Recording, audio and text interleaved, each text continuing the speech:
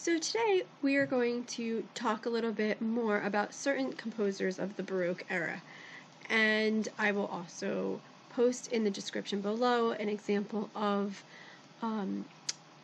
the piece by Vivaldi called L'Aldamuste from his Gloria, so you can hear what that sounds like. And also in this video will be an example of an aria from a Handel opera, and I hope to kind of give you some fun facts about a few famous Baroque composers. This is Vivaldi. It's obviously more of a cartoon-looking version of him, but so Vivaldi was one of the famous Baroque composers. His nickname was called the Red Priest. So what do you think that was?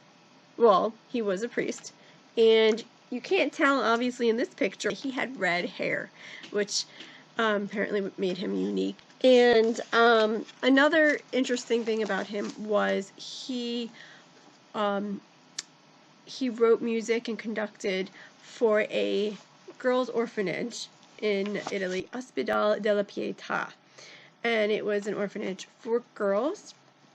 And many of them were musicians, and they played all of the parts, from the flute to the drums, all the instruments they played.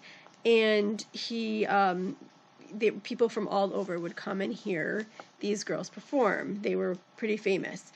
And one of his most famous works that I'm sure you've heard lots of is the Four Seasons, especially spring. So the next composer we are going to talk about is George Friedrich Handel. And he was originally born in Germany and then moved to England and composed there, eventually becoming an English citizen. And something really interesting, both he and Johann Sebastian Bach were born within weeks of each other. They were pretty much the same age and both composing at the same time. And at the time, Handel was the more important and more famous composer, and because he was composing operas and oratorios and worked for the King of England, and Bach was just he stayed in Germany and was mostly composing for the church and was an organist. More interesting things about Handel, and one of his most famous oratorios is called the Messiah, and I'm sure you've heard it. You've heard the Hallelujah chorus sung around Christmas time, and the oratorios were all on religious subjects. A couple other interesting things about Handel. His father was a barber surgeon who did not think music was a good profession and did not want Handel to become a musician, but he, unfortunately for his dad, Handel was very interested in music and was eventually did become a composer and showed great promise. The last of the composers of the Baroque era that we are going to talk about today is Johann Sebastian Bach, of course. That's what he looked like. And he was a German composer, and like I said previously, he and George Friedrich Handel were actually born within weeks of each other, so they were of the same era, same time period. Bach actually did want to meet Handel, but Handel kind of didn't think that he was worth meeting at the time, so they didn't actually ever meet. But now, of course, Bach is considered one of the greatest Baroque composers, but for a long time his music was actually lost, and he wasn't as famous as he is now during his lifetime. He worked and he was well known, but he wasn't quite this famous. In fact, he had 20 children, and about 10 lived to adulthood, and his sons, all but one of his sons, actually became composers, and his sons were actually more well known than he was. They were considered more famous at the time. Bach, he stayed with his brother when he was younger. He wanted to, J.S. Bach wanted to study some music by the famous Pupille, who wrote Pachelbel's canon that is played at weddings all the time. And his brother, Johann Christoph, did not think that J.S. Bach was ready as a child to play this music. So he hid away and locked away this music until he thought he was old enough. But J.S. Bach wanted to play it anyway, and he snuck his hand through bars where this music was being locked up.